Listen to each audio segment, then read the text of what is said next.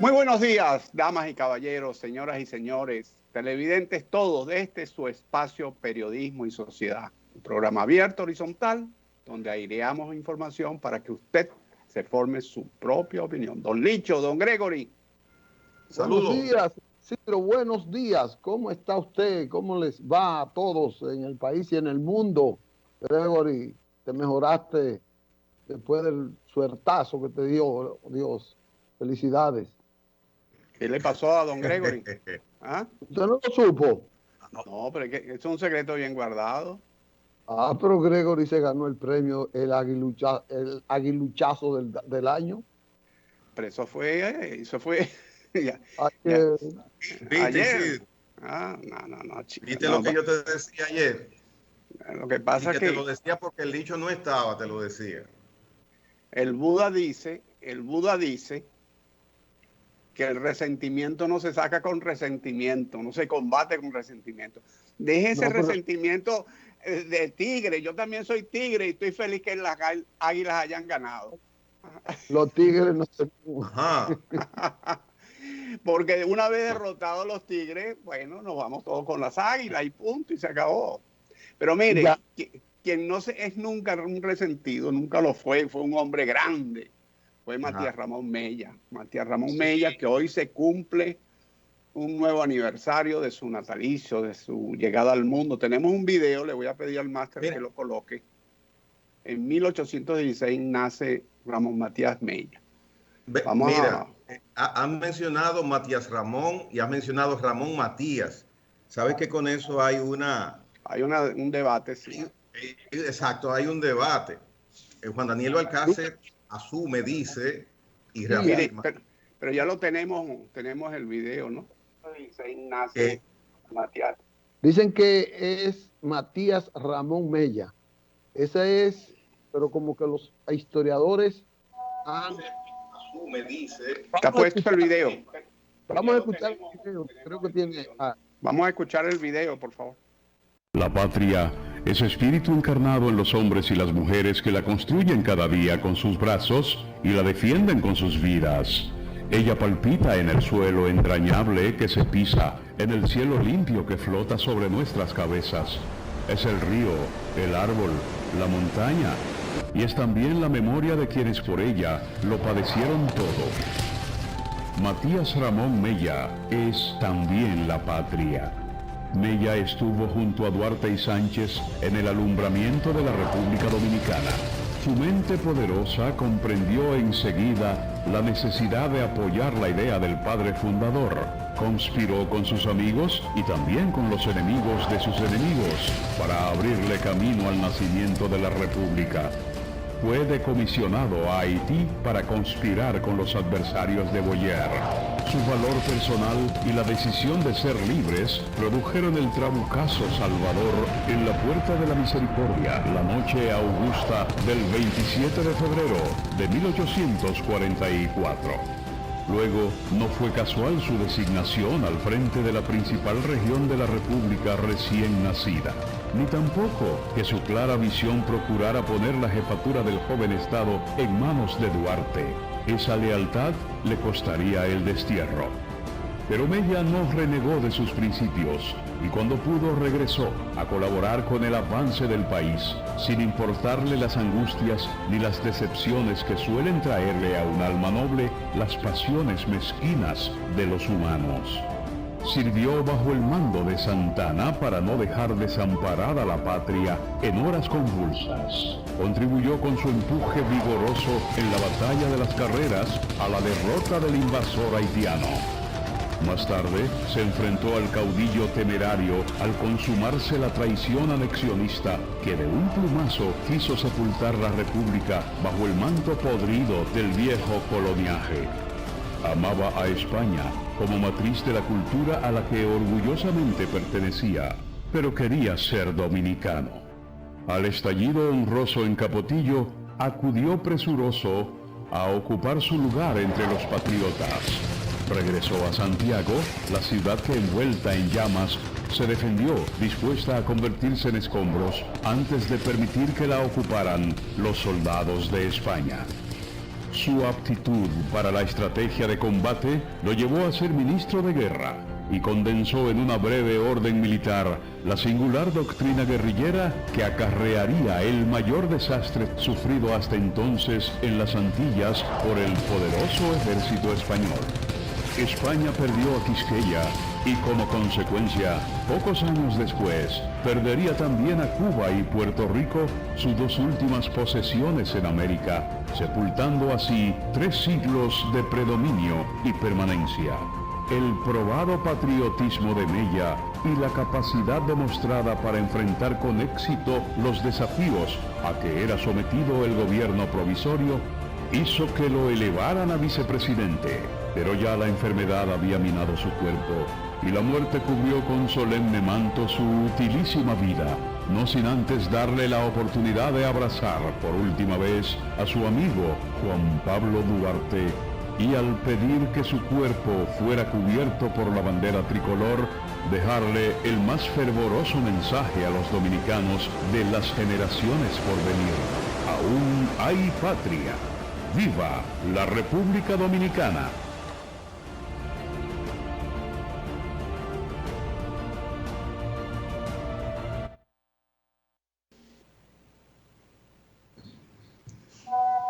Bueno, hemos visto este hermoso, bien logrado documental de Matías Ramón Mella. Mire, hay una coincidencia. Un día como hoy nace San Martín, allí el gran héroe suramericano, libertador de Argentina y también del Perú. San Martín logra la liberación del Perú, la retoman los realistas y va Bolívar y definitivamente la coloca al lado de la República.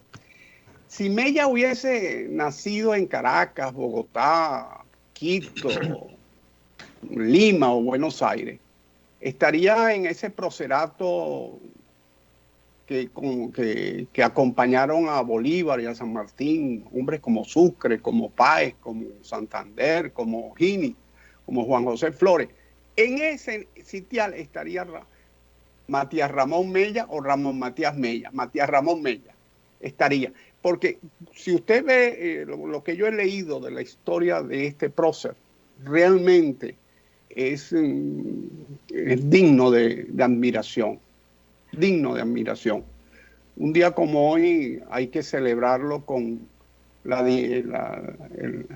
el tronío, como dicen en buen castellano antiguo, con el tronío que merece un hombre que le dio su vida no solamente a un país, sino a una forma de vivir, que es lo más importante en los héroes que trascienden los tiempos.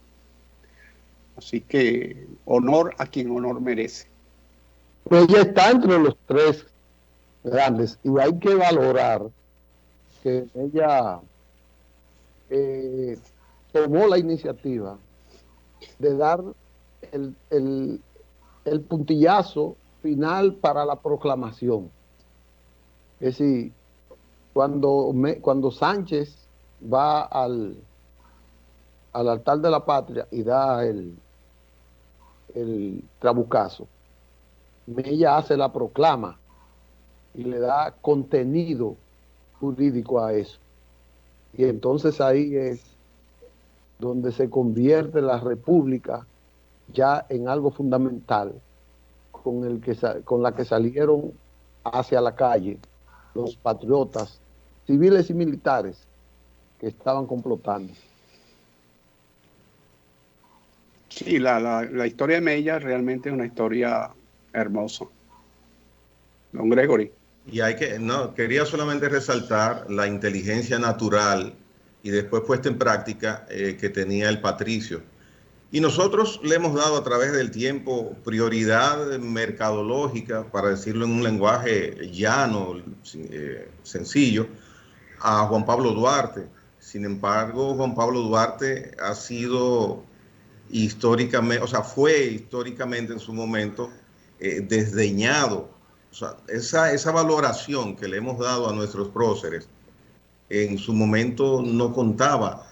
Hubo una ingratitud prácticamente desde el inicio en que ellos se empecinaron, porque fue un empecinamiento bueno, en darnos una patria libre y no fue respondido con reciprocidad patriótica que ellos se merecían. Es una coincidencia también histórica, este desapego de ellos mismos desde cuando logramos nuestra primera independencia.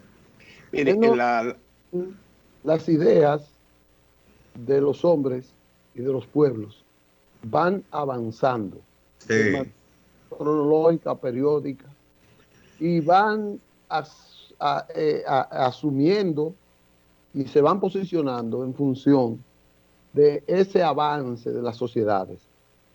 Al principio Duarte tuvo que luchar contra una sociedad conservadora, imperialista, una sociedad de fuerza, y él venía con ideales de inclusión, libertad, de democracia, que no era común. Duarte venía con apenas 20 años, 25, 30 años de conocimiento de lo que era la Revolución Francesa. Pero la Revolución Francesa tenía a gran parte de un continente, de un mundo en contra. O sea, la Revolución Francesa es famosa, es hito histórico, precisamente por la adversidad con la que tuvo que enfrentarse. Duarte viene con esas ideas y logra en este país enfrentarla. Miren que la revolución de independencia haitiana no se hizo por la democracia. Es decir, Toussaint, Dessalines, en Haití ellos no impusieron la democracia. Ellos se liberaron del yugo francés. Tienen el mérito de ser la primera república negra que toma su independencia, que toma su libertad. Pero no fue para el paso hacia la democracia, aún saliendo de Francia. Y eso Duarte vino a contrarrestarlo, vino como a cambiarlo en esa parte. Tú dirías, dicho, a través del tiempo, tú podrías calificar que Duarte fue un hombre con un pensamiento de estadista, quizás. Sí, él fue un hombre de estadista universal. Él fue para mí... Buena catalogación. Él fue una persona como si fuera de una humanidad. Es un humanista. Un humanista. Mire, pero yo quería hacer una acotación con lo que usted decía, don Licho. Duarte también se brevó en ese espíritu liberal español que logró forjar en 1812 la Constitución de Cádiz, que la llamaban la Pepa porque fue el 19 de marzo, el día de San José, que los españoles le llaman Pepe, y la Constitución, como es femenina, le dicen Pepa, la Pepa. Ese espíritu de esa concepción liberal que floreció en España, gracias quizás a la invasión francesa y que depusieron al rey. Luego vino la guerra de independencia de España, porque cabe recordar que España estaba subyugada por los franceses y en 1808, 9, 10, 11, ellos pelearon por su independencia. Ellos estaban en una guerra de independencia allí. Y floreció ese espíritu liberal que luego trajo como consecuencia en España todo un siglo XIX de convulsiones que vino a terminar quizás con la última gran conflagración entre liberales y monárquicos, que fue la Guerra Civil Española de 1936-39. Pero ese espíritu de la Constitución de Cádiz de 1812, que hay un trabajo de grado del doctor José Francisco Peña Gómez en la UAS, cuando él se gradúa de abogado, el trabajo de grado que hace el doctor Peña Gómez sobre la Constitución de Cádiz y la importancia que tuvo en todo ese pensamiento hispanoamericano que permeó en esas ideas republicanas tan caras para nuestras democracias, ese pensamiento sin soslayar la influencia de la Revolución Francesa, sin soslayar la influencia de la Revolución Norteamericana, pero ese pensamiento liberal. No se olvide que Duarte estuvo muy joven en España y particularmente en Barcelona, que es quizás una de las regiones más libertarias y más levantiscas que tiene las Españas, como podríamos decir. Porque yo creo que a español se le dicen solamente fuera de España. Cuando tú le preguntas a alguien allá en España, te dice, no, yo soy catalán, yo soy vasco, yo soy esto, yo soy lo otro. No se dice soy español. Así que ese espíritu de libertad, de rebeldía, es muy catalán. Y allí es donde estuvo Juan Pablo Duarte. Bueno, yo no niego eso, pero no sé dónde pudiéramos indagar. Cuando yo cito el hito de la Revolución Francesa, toda la Bastilla y todas esas cosas, pudiera también la Constitución de Cádiz. Sí, es que no son excluyentes. Eso fue un proceso que vivió la humanidad desde la Revolución Norte, mucho antes, desde la primera Revolución Inglesa en 1648, creo, que vino la primera república, fue en Inglaterra, no fue en Francia. Le cortaron la cabeza al rey de Inglaterra, a Carlos I, Carlos II. Le cortaron los primeros que cortaron las cabezas reales fueron los ingleses. Luego vino la Revolución Gloriosa que restituyó la monarquía y generó ese estado sui generis de democracia monárquica que tienen los ingleses. Pero desde ese momento, que es la imposición de las ideas de la ilustración en el mundo europeo, que vino luego la Revolución Norteamericana, la Guerra de Independencia, después la Revolución Francesa, y en España permeó con la Constitución de Cádiz. No, es todo un proceso, y de todo ese proceso brevó Juan Pablo Duarte, y todos los héroes latinoamericanos en general, todos brevaron de una u otra forma en esos ríos libertarios. Muy bueno, muy bueno. Bueno, pues Lora Mella, que dicho sea de paso, nuestro ejército tiene, o sea, está dedicada, ¿cómo se llama? Lleva el nombre. Correcto. Honra su nombre las Fuerzas Armadas Dominicanas. Creo que son las Fuerzas Armadas, o las Fuerzas Armadas.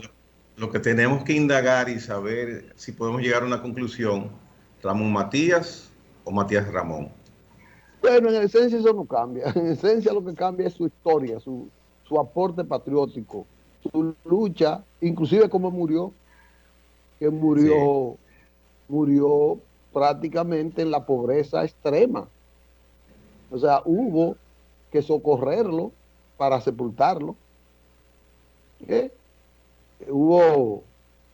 Tengo entendido que José Fabrea, que fue su viuda, pues hubo de encabezar una colecta para poder sepultar a un hombre que no era pobre cuando entró a la lucha por la independencia.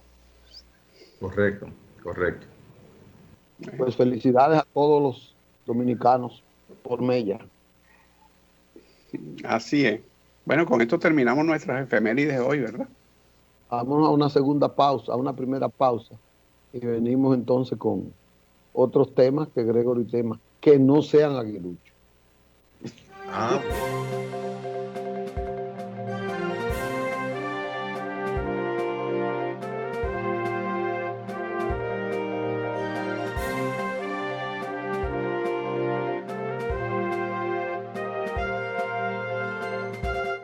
Bueno, nuevamente en el aire, don Licho, don Gregory, ¿cómo vamos a desarrollar esta agenda del día de hoy? Tengo dos puntos que quiero comentar. Gregory, tú tienes algunos que me gustaría que los expongas primero.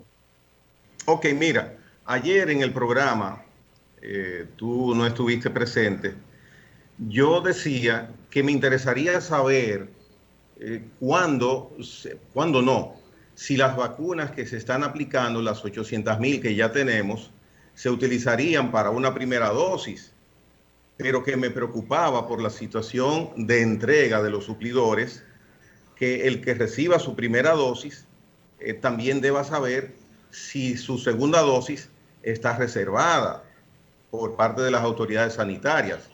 Y qué bueno, la respuesta por coincidencia, porque eso estaba planificado, no tuvo que ver absolutamente nada con mi deseo, pero qué bueno porque denota eficiencia denota. La señora Ibelice Acosta del Ministerio de Salud Pública indicó ayer que la segunda dosis para los dominicanos que ya han recibido su primera dosis está reservada. Excelente, excelente.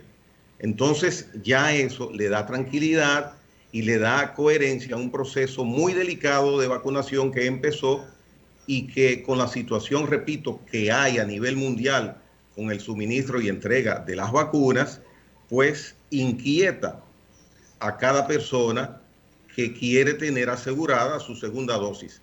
Excelente medida, muy lógica, muy práctica, y eso denota que se está pensando cómo procede en una situación tan irregular con el suministro de las vacunas. Por otra parte, y al mismo tiempo, ella indicó que hasta el momento, hasta el día de ayer, ya 26.435 personas han recibido su primera dosis y que a partir del momento, con las 768.000 que llegaron desde China, pues se incrementará la cantidad de personas que reciban la vacuna día por día para así continuar el desarrollo de esta primera fase. Quería mencionar eso al inicio de mis palabras. Es estimulante, muy estimulante. Isidro, ¿usted va a decir? No, nada, la Organización Panamericana de la Salud y la OMS están declarando de que América en general y Latinoamérica en particular, incluyendo el Caribe inglés o anglófono, como se le dice,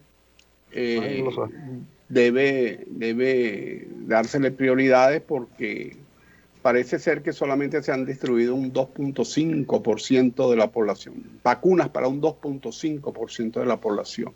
¿Qué les parece? Y eso va muy lento en el continente en general. Así que esos esfuerzos que hace el gobierno dominicano son plausibles. ¿Usted estuvo atento a las declaraciones de Carlos Manuel López Obrador sobre Andrés Manuel? Andrés, sí. Sobre la queja de... Sí, tocayo mío, pero... Sobre la queja que... No, quito el pero.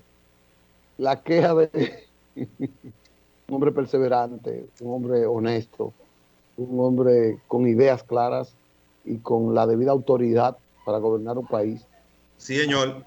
A quien yo le profeso mi respeto por muchos valores que él ha demostrado y que demostró para llegar al poder, y sobre todo algún día tendremos que analizar la carta que le mandó a todos los gobernadores y a los alcaldes en esta etapa, donde él reafirma, para mí, recordando los años de Madero, recordando al presidente Madera, que es mejor que Isidro luego hablemos de eso en el debido momento.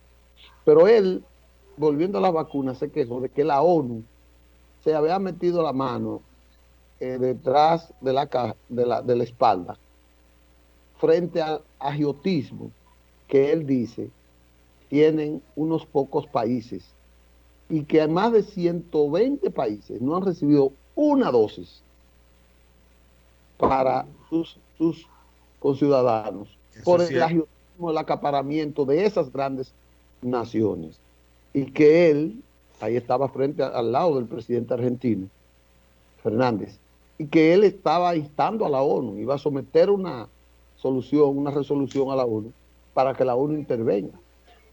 Lo que nos está pasando a nosotros quizás no es lo mayor en términos de la inequidad, sino que hay muchos países que están sufriendo no tener posibilidad de accesar a las vacunas, aún habiéndolas pagado. Sí, en la semana pasada hablamos de ese tema, de la solicitud o del discurso que dio Guterres, el secretario general de las Naciones Unidas, que decía que, si la memoria no me falla, el 75% de las vacunas se habían distribuido entre los 10 países más poderosos económicamente, que él pedía un cambio en esa correlación y exigía que el grupo de los 20, que son los 20 países económicamente más fuertes, deberían establecer un mecanismo de no solamente de ayudar a la distribución en los países más pobres, sino financiar inclusive ese programa. Producto de esa intervención de Guterres, se han venido produciendo en las Naciones Unidas. Anunciamos ese día que México había pedido un derecho de palabra, porque México inclusive es miembro del Consejo de Seguridad. Todo esto en el marco del Consejo de Seguridad, no en la Asamblea General de las Naciones Unidas, sino en el marco del Consejo de Seguridad, que ahí México representa a la América Latina en ese consejo. Pero ahí están los poderosos. Están los poderosos, sí. Pero quiero significar es que allí es donde se está dando el debate. No se está dando el debate en la Asamblea General, sino en este organismo, que son creo que 15 miembros, que es un organismo más pequeño y más donde la comunicación es más fácil, pues. Y México es representante. Habíamos recordado que la República Dominicana fue miembro de ese consejo hasta hace poco tiempo. Y le tocaba un turno a México que pidió el presidente mexicano López Obrador, que fue con su discurso muy bien documentado y dice que solamente López Obrador, que se está vacunando en 80 países del mundo y el mundo tiene reconocido en las Naciones Unidas más de 150, 170 países. Así que...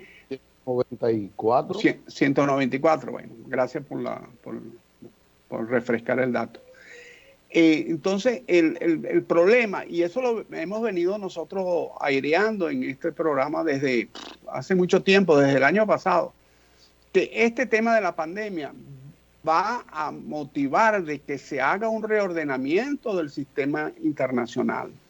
Esas Naciones Unidas, esa Organización de los Estados Americanos, de la Organización de Estados Africanos, y todos esos organismos periféricos de estas organizaciones, vamos a llamarlas paraguas o madre, tienen que tener una reformulación, porque realmente le está dando poco beneficio a la humanidad. No es que no le dan ninguno, sí le dan, pero es poco, podría darle más.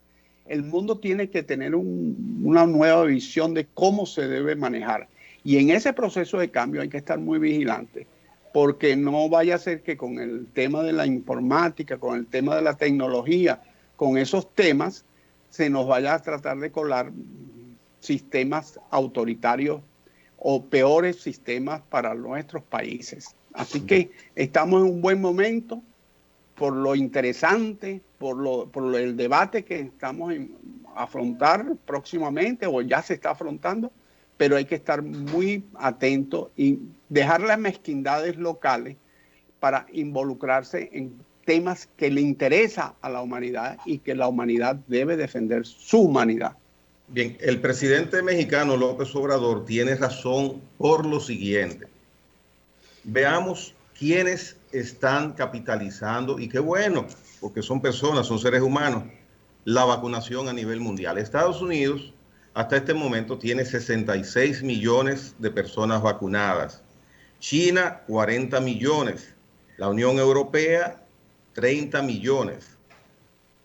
El Reino Unido, 19 millones de personas vacunadas. La India, 13 millones. Israel, 8 millones. Turquía, 8 millones. Brasil, 7 millones y medio. Los Emiratos Árabes, 5 millones. Por ahí sigue Alemania, Francia, Rusia, Italia, España, Chile, Polonia. Ningún país chiquitico, ni pobre. Puede ser pequeño, pero pobre no. No está ahí. Sí, el mundo tiene que venir un cambio. El paradigma de las Naciones Unidas se agotó. Ese paradigma fue útil en el año 45, tras la Segunda Guerra Mundial. Quizás fue útil dentro del marco de la Guerra Fría y de las amenazas atómicas, que pudo haber acabado con el globo terráqueo.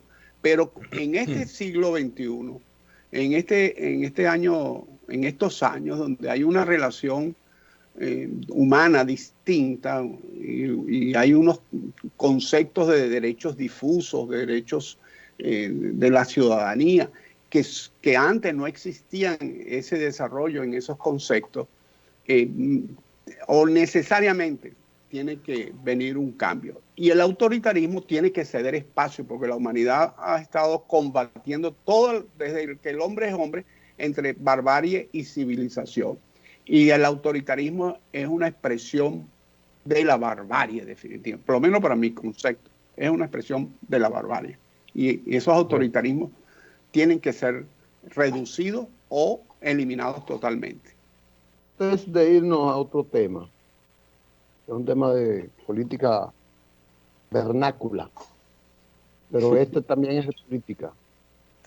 Se está expandiendo con respecto al COVID. Hoy se da, o sea, el último informe de ayer habla de que llegamos a 3.000 y algo de fallecidos, 7.000 y algo de infectados, no, de pruebas, y de una positividad de un 17 y algo por ciento con el día de ayer. El día de ayer, estoy memorizando. Pero 9 fallecidos el día de ayer. Exacto, es ha ido o estatizándose o reduciéndose. Sí, sí. No es un logro neto, pero sí es una señal importante. Entonces, ¿qué resulta? Que hay un grito en diferentes lugares del país de la actitud que están tomando las clínicas, los centros médicos privados, motivado por las ARS de salud, las ARS, que no están cubriendo las enfermedades, o sea, la atención por COVID. Tenemos un año y una persona, Gregory sabe de eso, que va a un centro médico, evidentemente que o se muere o paga. Pero el que no tiene una enfermedad de COVID en un sector privado se lleva millones de pesos, cuando no cerca de millones. Ningún pobre tiene para pagar eso. Ningún pobre tiene para pagar eso. El Estado ha dicho que tiene capacidad, ha administrado su capacidad en torno a eso, pero no ha absorbido al 100% de todos los dominicanos. Entonces luce como un crimen, y eso tiene que buscársele un bajadero en la modificación a la ley de seguridad social. Una persona con COVID no puede ser rechazada porque no tenga un depósito para pagar.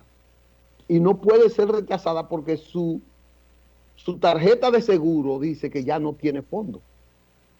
Eso tiene que haber un poder del Estado, una autoridad estatal que castigue o prohíba que esas cosas sucedan. Y eso está ocurriendo, no solo con el COVID, está ocurriendo con muchas enfermedades, que el que no te da un depósito, no te atienden, no te dejan entrar. Centros médicos que inclusive son financiados por el Estado, centros médicos de renombres. Esos son los primeros, y todo el mundo sabe a cuáles tú te refieres. Esos son los primeros que hacen eso. Entonces eso es muy grave. Entonces a mí me preocupa porque eso se está generalizando en esta etapa. Ya el Estado agotó, porque creo que el gobierno anterior dejó hasta septiembre u octubre un fondo, creo que 2.000 o 3.000 millones de pesos para cubrir eso. Entonces yo quiero ver que las autoridades de salud adviertan que esto está ocurriendo y eso pueda ser detenido, porque resulta, es criminal. Yo anuncié la semana pasada de un caso por un parto, que ya en menos de 24 horas la factura iba por más de 700,000 pesos para una familia que no lo iba a encontrar para pagarlo. Y tuvo que trasladarse esa persona gracias a un funcionario de salud pública del SENASA que nos ayudó a trasladar ese paciente al Robert Reed. Y ahí esa familia llegó a la tranquilidad, porque si no la familia entera hubiera colapsado. Y eso es porque en una clínica hubo que pagar hasta para despachar el niño para el centro médico nuevo. La doctora no firmó la de alta hasta que no le dieron su efectivo. Entonces eso es criminal. Es criminal. Mira, hay que resaltar y decir que me voy a quedar en la parte del COVID, porque la otra parte viene de antaño y todos lo sabemos. Pero bueno, con respecto al COVID, que es, esperemos, lo más transitorio que pueda ser, el gobierno anterior y este gobierno no han sido mezquinos en cuanto a recursos a invertir para enfrentar y darle facilidades al ser humano, nada que ver con dominicano únicamente, que está en República Dominicana. De hecho, las pruebas a los turistas que vienen, ellos no tienen que pagar, el gobierno las absorbe. Pero para la parte donde se debe recibir una persona con COVID, ciertamente hay que buscarle una solución a eso.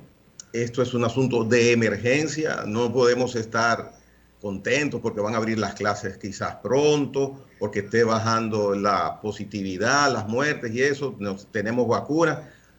Debemos estar satisfechos y positivos y optimistas, pero no contentos, al contrario, tenemos emergencia y ojalá las autoridades le presten atención a esta situación y pongan un bombillo rojo de emergencia, porque una vida más que pueda perderse por esta situación no debe ser ni se justifica.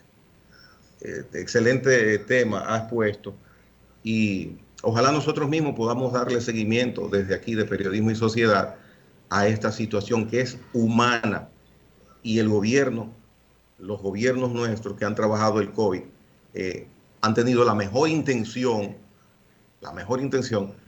para que sobrellevemos esta inesperada y algunas veces inmanejable situación.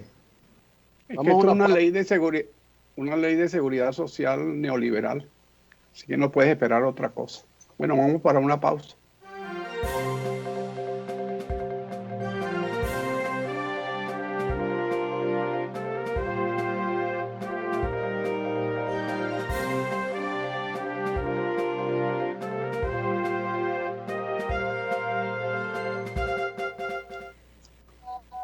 Continuamos con nuestra agenda de Periodismo y Sociedad. Don Gregory, don Licho. Tengo un tema que quiero resaltar antes que Gregory. Quiero robar el tema, Gregory. El ministro de Obras Públicas del IGNE Ascensión va hoy a dar el primer Picasso para la construcción de la circunvalación de los Alcarrizos.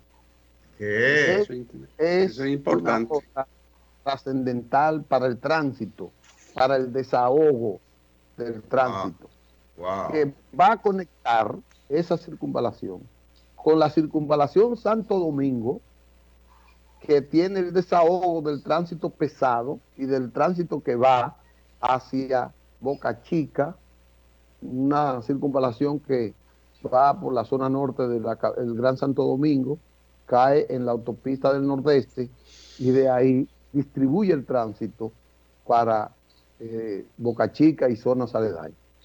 Pero también va a conectar con la autopista Duarte, que va a permitir que vehículos de las zonas periféricas de esos municipios puedan salir del Gran Santo Domingo sin tener que entrar a la ciudad del Distrito Nacional y a esos municipios congestionados, formados sin una planificación de desarrollo urbano, como debe llevar, como el caso de los Alcarrizos, del caso de Santo Domingo Oeste, que son municipios que no tienen esa planificación para el desarrollo urbano que debería tener una ciudad.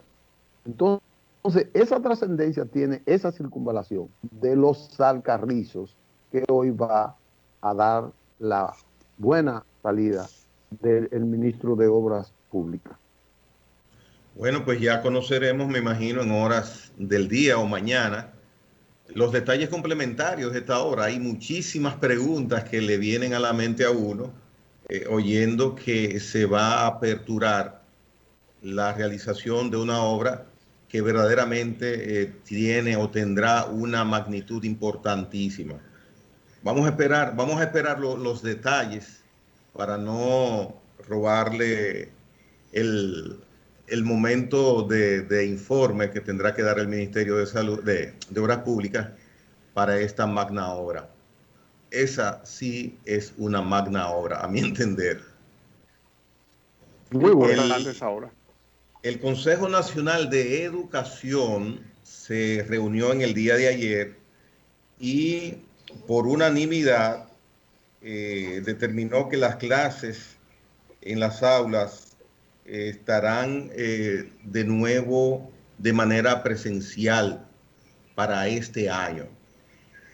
La cronología de inicio de esta novedad como información será ofrecida la próxima semana. Se ha tomado en cuenta para tomar esta decisión las estadísticas que está trayendo el COVID-19 en las últimas semanas y también se hizo, de acuerdo a las informaciones que dio el ministro Fulcar de Educación, tomando en cuenta un mapeo realizado en las zonas donde el COVID-19 tiene más incidencia en la República Dominicana.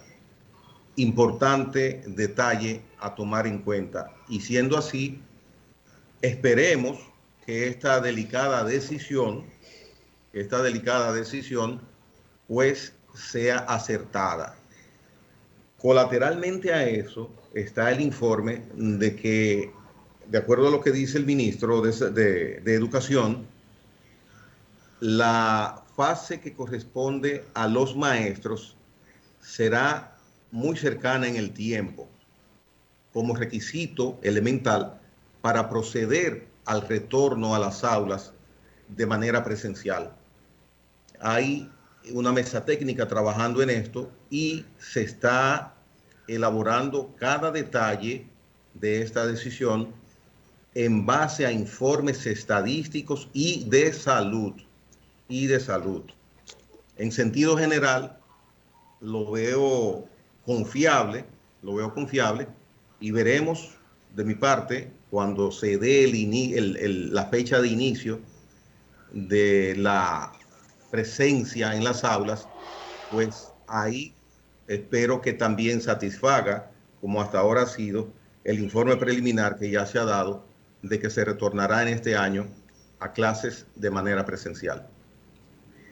Bueno, otra cosa a resaltar de don Isidro, que... Mire, perdón. Pensaba que me estaba... No, pero es un tema nuevo. Nuevo, ¿no? Porque pues déjenme terminar el otro tema que tenía. Es la decisión continuada del presidente de la República de ir a los barrios a escuchar al liderato comunitario. Ayer estuvo en la Sursa. La semana pasada estuvo en Santo Domingo Este, en un barrio de esto. Ya ha ido a 3 o 4 barrios. Eso tiene mucha importancia, ¿eh?